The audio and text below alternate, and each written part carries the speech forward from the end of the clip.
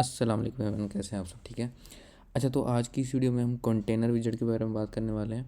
तो सबसे पहले मैं ओल्ड अपना कोड ये हटा देता हूँ और कंटेनर के एट्रीब्यूट्स देखने के लिए यहाँ पर होवर किया करते हैं और इसके साथ हमें सारे एट्रीब्यूट्स नज़र आ जाएंगे। सो इसमें कलर भी है और चाइल्ड भी और मज़ीद काफ़ी सारी प्रॉपर्टीज़ हैं, तो हम इनको बारी बारी सबको ट्राई कर लेते हैं। ठीक है। सो कलर की प्रॉपर्टी हम कोई भी कलर दे देते हैं। लेट से मैं ग्रीन कलर दिया, कंट्रोल एस, और ये ग्रीन कलर सारी स्क्रीन पे ऑक्यूपाई हो जाएगा।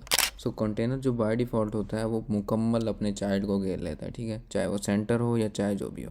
और इसमें अब जो मैं टेक्स्ट लिखने वाला हूँ, लेट से मैं अपने चैनल का नेम लिख देता हूँ, CS वर्ड लिख दिया। सो ये टेक्स्ट जो है हमारा इसी कंटेनर के अंदर अंदर आ जाएगा और बिल्कुल सेंटर में आ जाएगा। क्यों? क्योंकि हमने इसको सेंटर विजेट के अंदर लिखा था और जैसे ही मैंने इसके अंदर मज़ीद चाइल्ड को ऐड किया तो ये अपने चाइल्ड के ऊपर बिल्कुल रैप हो गया और इसने बाकी सारी जगह छोड़ दी। सो इससे हमें ये पता चलता है कि जब भी इसके अंदर कोई चाइल्ड लिखा हो तो ये उसी चाइल्ड को अपने अंदर रैप कर लेता है, मतलब उसी चाइल्ड के ऊपर रैप हो जाता है, चाहे जितना उसका साइज़ हो। लेकिन जब इसके अंदर कोई चाइल्ड नहीं लिखा होता तब ये मुकम्मल अपने पेरेंट को रैप कर लेता है। ठीक है। और अगर इसका पेरेंट हमारी ही स्क्रीन हो तो ये मुकम्मल स्क्रीन को रैप कर लेगा। ठीक है। लेट्स से अगर मैंने जैसे स्टार्ट में इसमें कलर दिया था तो इसने पूरी स्क्रीन को ओवरलैप किया हुआ था, और जब हमने इसके अंदर कोई चाइल्ड दिया तो इसने उस चाइल्ड जितनी जगह घेर ली। ठीक है। तो अब अगली एग्जांपल देखते हैं कि अगर मैं इसको फिक्स हाइट और फिक्स विड्थ ले देता हूँ। ठीक है। तो जब मैं इसको फिक्स हाइट और फिक्स विड्थ दूंगा और हमारा टेक्स्ट जो है बिल्कुल टॉप पे लिखा रहेगा लेफ़्ट साइड पे। ओके। और अब आगे देखते हैं कि अगर इसी फिक्स विड्थ को मैं चाहता हूँ इस पूरे बॉक्स को जो है मैं सेंटर में लिख के आना चाहूँ अपनी स्क्रीन के, तो इसको मैं एक सेंटर विजेट के अंदर रैप कर दूँगा। तो रैप करने के लिए Alt प्लस एंटर प्रेस करते हैं तो आपके सामने ये कुछ ओपन हो जाएगा विंडो। इसमें से आपने रैप विद सेंटर कर देना है अगर आपका सेंटर मौजूद है, अदरवाइज़ यहाँ पर हम विजेट भी कर सकते हैं कोई भी दूसरी विजेट के साथ इसको रैप करने के लिए। सो ये मेरे पास सेंटर में आ चुका है। सो अब इसके अंदर जो टेक्स्ट है उसको सेंटर में लाना है, तो इसको अगेन रैप विद सेंटर कर दूंगा जैसे ही Alt प्लस एंटर प्रेस करके। सो रैप विद सेंटर किया तो ये भी क्या हो जाएगा, हमारे पास सेंटर में आ जाएगा। सो ये मुकम्मल बॉक्स हमारे पास क्या हो चुका है, सेंटर में आ चुका है। अब मैं चाहता हूँ कि ये बॉक्स अपनी ही उसी जगह पे रहे, या फिर ऐसा कर लेते हैं कि मैं चाहता हूँ कि ये जो टेक्स्ट है इसको सेंटर में ले आएँ। ठीक है। लेकिन बाकी पीछे जो है वो सारा क्या रहे, ग्रीन ही रहे, मतलब पीछे सारा कंटेनर का कलर है और जो इसके अंदर टेक्स्ट लिखा हुआ है वो ग्रीन हो जाए। सो हम क्या करेंगे, इसको जस्ट हम रैप जो है इसका रैप है उसको रिमूव कर दूंगा मैं, और ये बिल्कुल पहले वाली जगह पे चला जाएगा जहाँ पर ये पहले मौजूद था, और मैं यहाँ पर अलाइनमेंट की प्रॉपर्टी देना दूंगा। ठीक है। अब अलाइनमेंट के देख लेते हैं उसकी रिटर्न टाइप क्या होती है, उसके अंदर हम किस टाइप का वेरिएबल देते हैं। तो अलाइनमेंट पे होवर करेंगे और इसके अंदर हमें मिल जाता है अलाइनमेंट ज्योमेट्री। तो अलाइनमेंट ज्योमेट्री लिखूंगा। सबसे पहले ज्योमेट्री के अंदर डॉट लगाऊंगा तो मेरे पास कुछ खास एट्रीब्यूट्स नहीं मिले। तो यहाँ पर कुछ ऐसे एट्रीब्यूट्स होते हैं जो ज्योमेट्री के बगैर हम लिखते हैं। अगर अलाइनमेंट ज्योमेट्री है तो अलाइनमेंट डॉट लगा के देखूंगा, तो अलाइनमेंट डॉट सेंटर किया तो टेक्स्ट तो सेंटर में हो गया, लेकिन पीछे जो भी था उसका बैकग्राउंड उसने पूरी स्क्रीन को ओवरलैप कर लिया, मतलब अपने पूरे पेरेंट को ओवरलैप कर लिया। ठीक है। तो अगर जैसे ही मैं इस अलाइनमेंट को हटाता हूँ तो ये बाकी उसी तरह से पहले की तरह वापस हो गया। ठीक है। तो इसके बाद अगली प्रॉपर्टी देख लेते हैं जो कि है पैडिंग की। ठीक है। तो पैडिंग के लिए हमें क्या देना है, एज इंसर्ट्स ज्योमेट्री। ठीक है। तो एज इंसर्ट्स ज्योमेट्री पे हमें एट्रीब्यूट्स कुछ खास नहीं मिलेंगे। सो मैंने आपको जैसे बोला कि ज्योमेट्री पे नहीं मिल रहा, तो इस ज्योमेट्री के वर्ड को हमने हटा देना है, तो इस पर क्या हमें मिल जाएगा, एज इंसर्ट्स की। एज इंसर्ट्स डॉट लगाएंगे तो इस पर सारे एट्रीब्यूट्स मौजूद है। ऑल लिखूंगा तो चारों तरफ से हो जाएगा। तो इसके अंदर कोई भी वैल्यू दूंगा, डबल वैल्यू देनी होती है। ठीक है। तो यहाँ पर मैं 5 लिखूंगा तो चारों तरफ से पैडिंग आ जाएगी 5 की। इसी तरह से अगर 15 करते हैं तो 15 की पैडिंग हो जाएगी चारों तरफ से। ठीक है। तो ये क्या हो गया, हमारे पास ऑल का हो गया। और इसी तरह से हम कोई फिक्स भी कर सकते हैं, मतलब ओनली करूँगा तो ओनली पे जब मैं टॉप लिखता हूँ लेट से, या फिर लेफ़्ट लिखता हूँ कुछ भी, तो कुछ भी हम लेट से टॉप ही लिख देता हूँ मैं यहाँ पर। ठीक है। तो टॉप में मैं लिख दूंगा यहाँ पर कुछ भी 100 लिख दे, सॉरी यहाँ पर 10 इनफ है। और लेफ़्ट में इसको मैं लिख देता हूँ 20 का। तो जब कंट्रोल एस करूँगा तो टॉप से 10 की आ जाएगा और लेफ़्ट से क्या हो जाएगा, 20 की पैडिंग आ जाएगी। ठीक है। तो अगर हमने कस्टमाइज्ड पैडिंग देनी है, और अगर हम जस्ट चाहते हैं कि ऊपर और नीचे से हो या फिर लेफ़्ट और राइट दोनों तरफ से बराबर बराबर हो, तो उसके लिए हम सिमेट्रिक की यूज़ करते हैं। तो अगर मैं वर्टिकल दूंगा तो वर्टिकल में क्या हो जाएगा, 10 दिया तो ऊपर और नीचे से 10 की हो जाएगी, लेफ़्ट राइट से नहीं होगी। ठीक है। इसी तरह से जब इसके अंदर हॉरिजॉन्टल करूँगा तो लेफ़्ट और राइट से हो जाएगी और ऊपर और नीचे से नहीं होगी। और अगर मैं चाहता हूँ दोनों हो जाए तो वर्टिकल भी ले सकते हैं इसमें, हॉरिजेंटल एट ए टाइम दोनों भी ले सकते हैं। ठीक हो गया।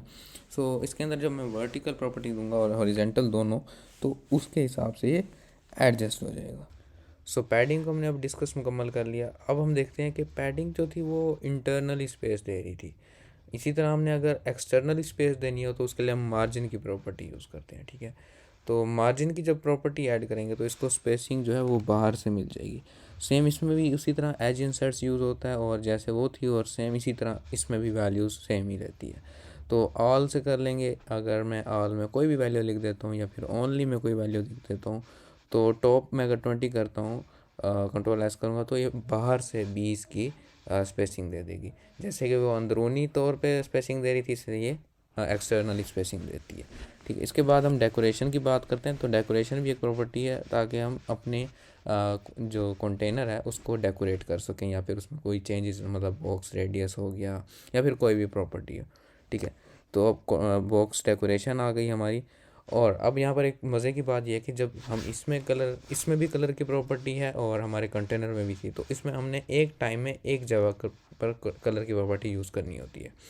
और अगर हम बॉक्स डेकोरेशन यूज़ कर रहे हैं तो हमने कलर की प्रॉपर्टी हमेशा बॉक्स डेकोरेशन के अंदर ही यूज़ करनी है, कंटेनर वाले कलर को रिमूव कर देना है। ठीक है, तो इसके अंदर मैंने रेड रखा और ये रेड कलर अप्लाई हो चुका है। अब इसके बाद आगे डिस्कस करते हैं। आगे जो इसकी दूसरी प्रॉपर्टी वो बॉर्डर रेडियस है। अब मैं इसकी चारों तरफ से गोलाई करना चाह रहा हूँ या फिर चारों तरफ से थोड़ा सा मोड़ना चाह रहा हूँ। सो चारों तरफ से भी कर सकते हैं, तो उसके लिए ऑल होगा, और अगर किसी सिंगल जगह के लिए करेंगे तो उसके लिए हम ओनली को यूज़ करेंगे। तो सर्कुलर किया तो सर्कुलर में डायरेक्ट हम वैल्यू दे देंगे, और अगर मैं ऑल करता तो उसके अंदर मुझे दोबारा रेडियस का वेरिएबल बनाना पड़ता।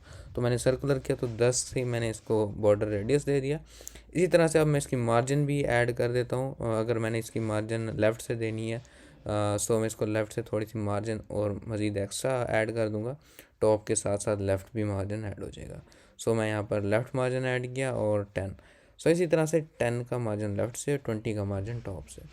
और जो हमारा बॉक्स डेकोरेशन था उसके अंदर हम मज़ीद कुछ प्रॉपर्टीज़ ऐड करते हैं। लेट्स से उसके बाद मैं अंदर ऐड कर रहा हूँ बॉर्डर की प्रॉपर्टी। बॉर्डर रेडियस तो आ गया, तो मैं इसके ऊपर चाहता हूँ एक लाइन आ जाए, मतलब बॉर्डर आ जाए। तो यहाँ पर हम बॉर्डर का ही जो है वो बनाएंगे ऑब्जेक्ट, और उसके अंदर हम साइड्स डिफ़ाइन करेंगे कि बॉर्डर का जो है विड्थ कितनी है और उसका कलर कौन सा। ठीक है, तो यहाँ पर बॉर्डर डॉट आल करूँगा, तो बॉर्डर डॉट आल से क्या होगा कि चारों तरफ से हमारा बॉर्डर लग जाएगा। और इसके अंदर मैं कलर देने लगा हूँ, वो मैं वाइट कर लेता हूँ। सो विड्थ इसकी मैंने 2 रखी और वाइट पे नज़र नहीं आ रहा, तो यहाँ पर मैं ग्रे कर लूँगा। सो चेक करते हैं ग्रे के लिए।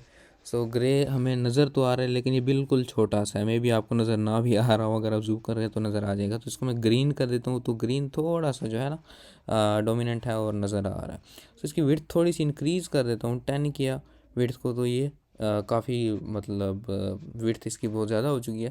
तो मैं इसको 10 पे ही रहने देता हूँ, बिकॉज हम अभी टेस्ट ही कर रहे हैं।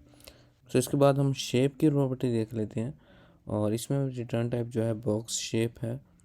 सो बॉक्स शेप यहाँ पर मैं लिखूँगा बॉक्स शेप डॉट, और यहाँ पर सर्कुलर कर सकते हैं या रेक्टेंगुलर बाय डिफ़ॉल्ट होती है, और इसको मैं सर्कुलर लिखूँगा। सो सर्कुलर पे ही एरर आ रहा है, क्यों? क्योंकि हमने ऑलरेडी इसका बॉर्डर रेडियस डिफाइन किया हुआ है। तो बॉक्स शेप या बॉर्डर रेडियस में एक टाइम में कोई एक प्रॉपर्टी एडजस्ट कर सकते हैं। ठीक है, तो यहाँ पर बॉर्डर रेडियस को मैं कमेंट किया और बॉक्स शेप को सर्कल, तो क्या हो जाएगा, ये सर्कल बन जाएगा। सो अभी ये सर्कल में काफ़ी जो हमारा टेक्स्ट है वो ओवरलैप कर रहा है, यानी कि बाहर निकल रहा है। अभी मैं इसकी पैडिंग में कुछ डिफरेंस ऐड करता हूँ। लेट्स से मैं इसकी पैडिंग रिमूव करके देख लेते हैं कोई डिफरेंस आता है या नहीं आता।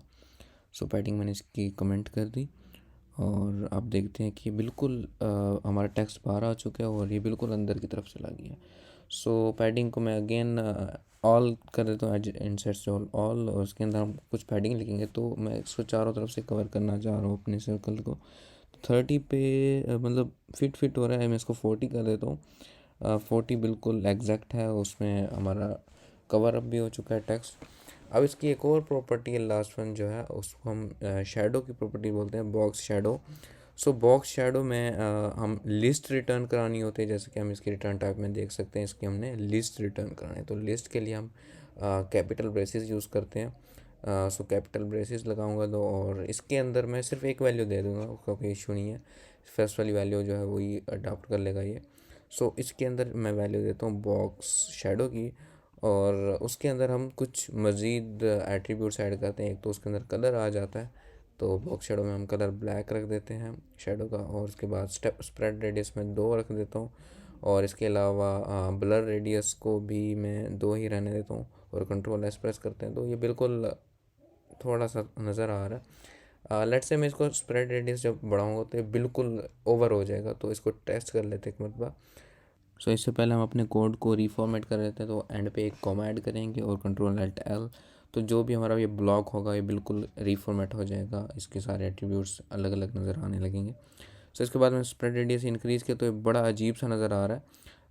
अब मैं इसका ब्लर रेडियस जब इंक्रीज़ करता हूँ तो स्प्रेड रेडियस 2 ही रहने दिया, और ब्लर रेडियस जब मैंने इंक्रीज़ किया तो वो उसके हिसाब से उसने उसको मज़ीद फैला दिया। तो जब 20 करूँगा तो मज़ीद ब्लर हो जाएगा और एक्सपेंड हो जाएगा।